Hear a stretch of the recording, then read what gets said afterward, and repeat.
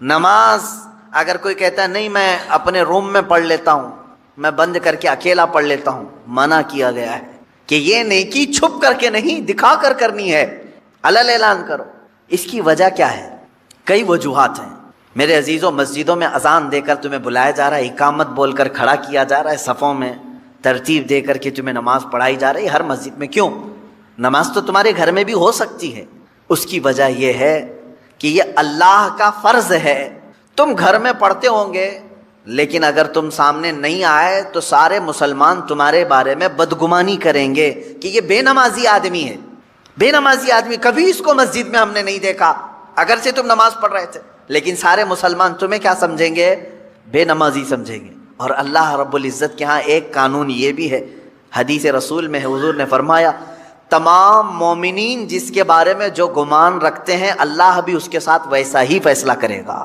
ایک جنازہ آیا، صحابہ کھڑے تھے حضور صلی اللہ تعالیٰ علیہ وسلم کے ساتھ، جنازہ سامنے سے گزر گیا، صحابہ اس کی تعریف کرنے لگے، کیا اچھا آدمی تھا، بہت ہی بھلائی کرتا تھا، نیکیاں کرتا تھا۔ رسول کریم صلی اللہ علیہ وسلم نے فرمایا وجبت، واجب ہو گئی۔ تھوڑی دیر کے بعد ایک اور جنازہ آیا، صحابہ اکرام جو وہاں کھڑے تھے انہوں نے اس کی برائی کی کہ یہ آدمی اچھا نہیں تھا، بہت سارے لوگوں کے ساتھ اس نے برا کام کیا، ظلم کیا ہے، چلا گیا، ختم ہو گیا۔ رسول پاک صلی اللہ علیہ وسلم نے فرمایا وجبت، واجب ہو گئی۔ صحابہ نے پوچھا حضور دو جنازے آئے، دونوں پر آپ نے کہا وجبت، یعنی واجب ہو گئی، کیا چیز واجب ہوئی؟ اللہ کے نبی صلی اللہ علیہ وسلم نے فرمایا پہلے والا جنازہ جس کی تم نے تعریف کی اس پر جنت واجب ہو گئی، اور دوسرا والا جنازہ جس کی تم نے برائی کی اس پر دوزخ واجب ہو گئی۔ اس لیے کہ مومنین سب جس کے بارے میں جیسا گمان رکھتے ہیں اللہ تعالیٰ اس کے ساتھ ویسا فیصلہ کرے گا۔ اکثریت کی بات کر رہا ہوں میں، چند لوگوں کی بات نہیں۔ چند لوگ کسی کو بھی چور چور کہنے لگتے ہیں، ہاں جو سچا مومن ہے وہ حق بات کرے گا، اس میں سارے گھن کو نہ ملائیں گیہوں کے ساتھ۔ خیر، میں دو باتیں یہاں عرض کر رہا تھا کہ بھلائی جو ہے کچھ علل اعلان اور کچھ چھپ کر۔ نماز با جماعت علل اعلان پڑھنے کا حکم ہے، اور زکوٰۃ علل اعلان کرنا ہے، یعنی زکوٰۃ سب کو دکھا کر کے دے۔ دوسری اس میں حکمت یہ بھی ہے کہ زکوٰۃ دینے سے، کھل کر کے دینے سے جو نہیں دیتا اس کو ترغیب دلانا ہے کہ وہ بھی دے۔ حج کے لیے جا رہے ہو تو علل اعلان جا سکتے ہیں، لیکن اس میں ریاکاری نہیں ہونی چاہیے، دکھاوا نہ ہو کہ میں لوگوں کے لیے حج کر رہا ہوں، یہ نہیں۔ نیت تو اللہ کو راضی کرنے کے لیے، لیکن سب لوگوں کی نظروں کے سامنے سے جاؤ تاکہ تمہیں مرنے کے وقت کوئی یہ نہ کہہ دے کہ مال تھا پھر بھی حج کیے بغیر چلا گیا۔ تم سب کے سامنے حاجی رہو، مومنین تمہارے بارے میں اچھا گمان رکھیں۔ یہ وہ نیکیاں ہیں جن کو علل اعلان کرنے کا حکم ہے، اور کچھ وہ ہیں جو چھپا کر کے کرو۔ مثال کے طور پر آپ کچھ نفل روزے رکھتے ہیں تو یہ ضروری نہیں کہ ہر ایک کو بولتے پھریں کہ میں ہفتے میں اتنے روزے رکھتا ہوں، مہینے میں اتنے روزے رکھتا ہوں۔ وہ تمہارے اور تمہارے رب کے درمیان راز ہے، یہ روزے چھپ کر کے کرو۔ کچھ خیرات ایسی ہیں جسے چھپا کر کے دینا افضل ہے، زکوٰۃ کی بات نہیں کر رہا ہوں، زکوٰۃ دکھا کر کے دینا افضل ہے۔ صدقہ اور خیرات جو غریبوں کی مدد کے لیے دوسرے اوقات میں آپ کرتے ہیں اسے دکھا کر کے نہیں، چھپا کر کے دینا افضل ہے۔ وہ بھی نیکی ہے، وہ بھی نیکی، دونوں نیکیاں ہیں، لیکن بعض میں چھپانا ہے، بعض میں ظاہر کرنا ہے۔ اس طرح بہت ساری نیکیاں ایسی ہیں جو نفل ہیں، اور نفل کو دکھا کر کرنے کا حکم نہیں ہے، چھپا کر کے کرے۔ عزیزہ نگرامی وقار، یہاں سے یہ بات پتہ چلی کہ برائی کو علل اعلان کرتے ہو تو اللہ ناپسند کرتا ہے، برائی کو اگر علل اعلان کرتے ہو اللہ ناپسند کرتا ہے، لیکن بھلائی علل اعلان کرو یا چھپا کر کرو، دونوں اللہ کو پسند ہے، دونوں اللہ کو پسند۔ اب یہاں پر ایک اور بات مسئلہ میں بتا دوں، نماز چھوڑنا گناہ ہے کہ نہیں ہے؟ سب کو معلوم ہے حرام ہے، بلکہ کبیرہ گناہ ہے۔ نماز ترک کرنا صغیرہ گناہ نہیں، چھوٹا گناہ نہیں، کبیرہ گناہ ہے، گناہ کبیرہ۔ بڑے گناہوں میں اس کا ذکر آیا ہے، جیسے شراب پینا کبیرہ گناہ ہے، زنا کرنا گناہ کبیرہ ہے، چوری گناہ کبیرہ ہے۔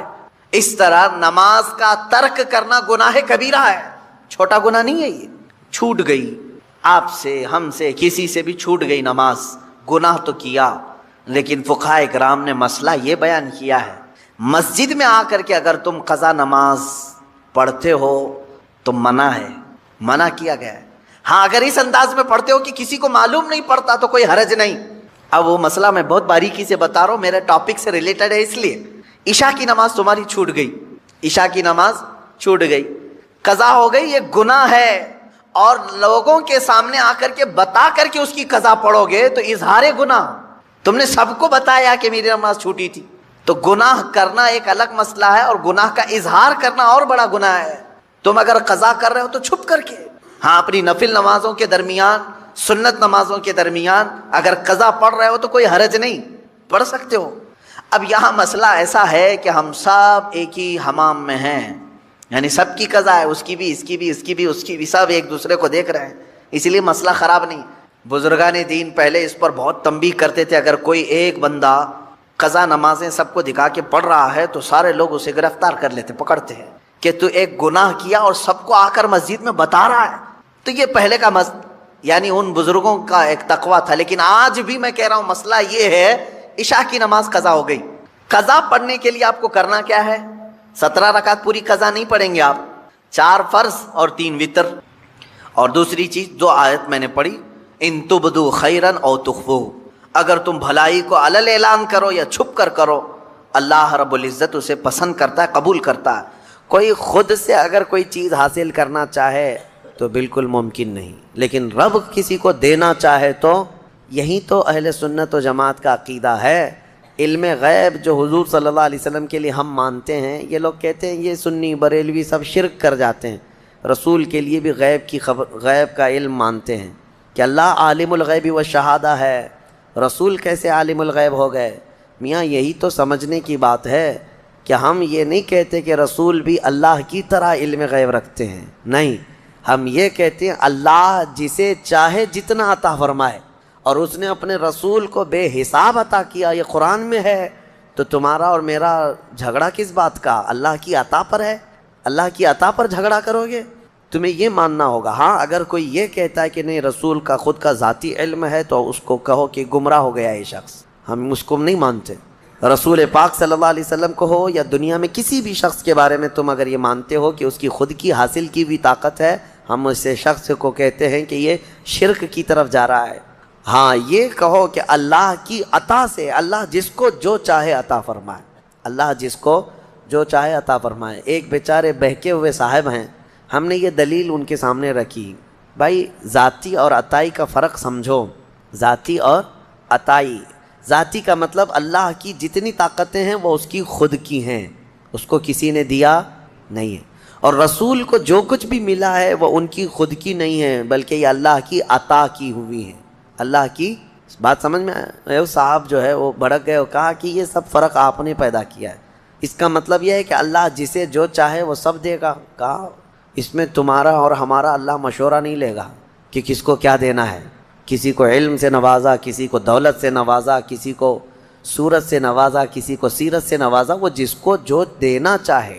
جب وہ کائنات میں اپنے محبوب کو بے پناہ علم عطا کرتا ہو تو تمہیں جھگڑا کس بات کا ہے؟ تو ان صاحب نے ایک چبھتا ہوا سوال یہ کیا، اچھا تو آپ یہ مان لیں گے کہ اللہ جس کو جو چاہے وہ عطا کر دے گا، تو پھر ہو سکتا ہے کہ اللہ اپنی طرح دوسرا اللہ بھی بنا دے کسی کو؟ کہاں کی بات کہاں لے جا کر کے فٹ کر رہے ہو؟ ہم نے پوچھا کہ اپنی طرح اللہ بنانے کا مطلب کیا ہے آپ کا؟ اپنی طرح ایک خدا، اور یہ ایتھسٹ لوگوں کا سوال ہے جو ملحد ہیں۔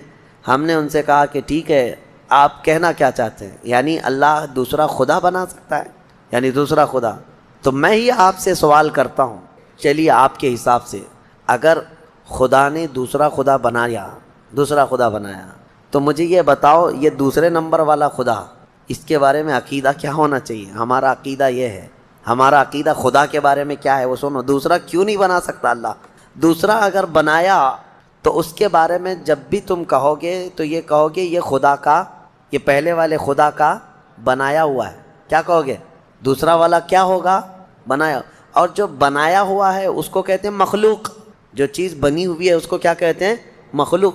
مخلوق کبھی خالق ہو ہی نہیں سکتا، مخلوق ہونا ایک ایسا عیب ہے کہ وہ خالق میں نہیں آ سکتا، خدا میں نہیں ہو سکتا۔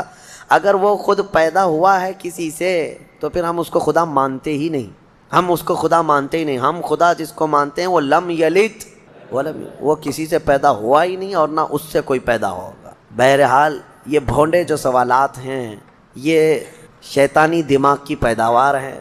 میں آپ سے یہ کہتا ہوں کہ اللہ رب العزت اپنے رسول کو وہ سب چیزیں عطا کیا ہے جو اس کی مرضی ہے، لیکن خدا بنایا نہیں، نہ ہی خدا کا درجہ، کیونکہ یہ ممکن نہیں ہے، یہ ممکن نہیں ہے کہ دوسرا خدا بنایا جا سکے، ورنہ خدا کا تصور ختم ہو جائے گا۔ ہاں اسی لیے ہم اکثر میں یہ شعر پڑھتا ہوں، میں مانتا ہوں اے عقل والو میرا محمد خدا نہیں ہے، مگر دلوں میں یہ نقش کر لو کہ وہ خدا سے جدا نہیں، بس اتنا ہی عقیدہ ہے۔ سورہ نجم کی تلاوت، پھر اس کے بعد سورہ قمر کی ہم نے تلاوت کی ہے۔ سورہ قمر میں اللہ تعالیٰ نے حضرت نوح علیہ السلام کی قوم پر جو عذاب آیا اس کا ذکر فرمایا، طوفان نوح جو آیا تھا، فدعا ربہ انی مغلوب فانتصر۔ حضرت نوح علیہ السلام یہ وہ نبی ہیں جن کو اللہ نے 950 سال کی عمر عطا کی۔ کتنے؟ 950 سال، اور وہ تبلیغ کرتے رہے 950 سال کوئی چیز ہے؟ آپ اندازہ کر سکتے ہیں۔ اور 950 سال تبلیغ کرنے کے بعد ان کی تبلیغ سے صرف 80 لوگ ایمان لائے تھے۔ ان کی بیوی بھی کافرہ تھی، ان کا بیٹا کافر تھا، وہ ایمان نہیں لائے۔ مایوس ہونے کی ضرورت نہیں میرے عزیزو، یہاں جمعہ 8 دن ہوتے ہیں دعوت دیتے ہوئے لوگوں کو، اور پھر تھک جاتے ہیں، ہماری تو کوئی سنتا ہی نہیں ہے۔ وہ 950 سال تک تھکے نہیں اللہ کے نبی۔ دین کی دعوت ایسا نہیں ہے کہ تم سوچتے ہو ابھی میں دعوت دوں ابھی فوراً یہاں اثر ہو جانا چاہیے، انگریزی دوائیوں کی طرح سمجھتے ہو، ادھر گولی دیا ادھر بخار اترنے لگ جائے۔ ہاں دعوت، دین کی دعوت، ایمان کی دعوت، اس میں وقت لگتا ہے۔ نبیوں میں بھی اللہ کے رسول صلی اللہ تعالیٰ علیہ وسلم کی دعوت جب شروع ہوئی تو کیا مکہ میں جب آپ نے اعلان فرمایا تھا سینکڑوں لوگ آ گئے تھے، پورے مجمع سے ایک 9 سال کا بچہ، وہ بھی حیدر کرار، ایمان لائے۔ عورتوں میں حضرت خدیجہ آئیں، دھیرے دھیرے دھیرے دعوت بڑھتی گئی ہے۔ دین کی باتیں آپ دوسروں تک پہنچائیں، اچھائی کا حکم دیتے رہیں، اور مایوس نہ ہوں کہ میری کوئی سنتا نہیں۔ وہ اللہ کی مرضی ہے، جب چاہے ان کے دلوں میں بات ڈال دے گا، تم اپنے کام جاری رکھو۔ 950 سال کے بعد حضرت نوح علیہ السلام نے عرض کیا کہ مولا میں مغلوب ہو گیا، تو مدد نازل فرما۔ تو اللہ تعالیٰ نے فرمایا ٹھیک ہے نوح، تم ایک کشتی بناؤ، کشتی بناؤ، ہم دنیا میں پانی بھیجنے والے ہیں۔ یہ اللہ کے نبی کو معلوم تھا۔ حضرت نوح علیہ السلام نے اپنی قوم کو ڈرایا بھی کہ اللہ کا عذاب آئے گا۔ وہ مذاق اڑاتے تھے حضرت نوح علیہ السلام کا، بہت مذاق کرتے تھے۔ کبھی کبھار تو ایسا تھا کہ حضرت نوح علیہ السلام کو مارتے تھے، پورا دن آپ بے ہوش ہو جاتے تھے، اور ان کے مارنے میں مدد ان کی بیوی کرتی تھی، کافروں کو حضرت نوح علیہ السلام کی خبر دیتی تھی، مدد کرتی تھی۔ بہرحال حضرت نوح علیہ السلام نے کشتی بنانا شروع کیا۔ وہ اتنی بڑی کشتی تھی لکڑی کی، جس کو عام طور پر ڈھکیل کے بھی لے جایا نہیں جا سکتا تھا، وہاں کوئی آس پاس سمندر اور ندی بھی نہیں۔ اس پر بھی لوگ مذاق اڑانے لگے کہ خشکی میں اتنی بڑی کشتی بنا رہے ہو، اس کو اٹھا کر سمندر تک لے جاؤ گے کیسے؟ انہوں نے کہا اس وقت بھی کہ آ جاؤ میری کشتی میں، اگر اللہ کا عذاب آیا تو تم سب ہلاک ہو جاؤ گے۔ وہ سب مذاق اڑاتے تھے، کون سا عذاب، کیسا عذاب؟ تو پھر اللہ فرماتا ہے فَفَتَحْنَا أَبْوَابَ السَّمَاءِ بِمَاءٍ مُنْهَمِرٍ، ہم نے آسمان کے سارے دروازے کھول دیے پانی سے۔ وَفَجَّرْنَا الْأَرْضَ عُيُونًا، اور پھر ہم نے زمین کو پھاڑ دیا کہ زمین پانی اگلنے لگ گئی۔ فَالْتَقَى الْمَاءُ عَلَى أَمْرٍ قَدْ قُدِرَ، پانی بڑھتا گیا اتنا کہ آسمان سے بھی برستا تھا، زمین سے بھی نکلتا تھا۔ میرے عزیزو، آپ نے تو ممبئی میں باڑھ دیکھی ہے، سیلاب دیکھی ہے، یہاں پانی جب بھر جاتا ہے تو موت گلے تک آ جاتی ہے، خوف طاری ہوتا ہے۔ یہ تو ہلکا پھلکا پانی، 1 مالا ڈوبا ہوگا، کسی کا 2 مالا، لیکن وہ نوح علیہ السلام کے زمانے میں جو طوفان آیا، زمین کا کوئی پہاڑ بھی باقی نہیں تھا، اس کے اوپر پانی جا چکا تھا، زمین پر کوئی پہاڑ بھی باقی نہیں تھا۔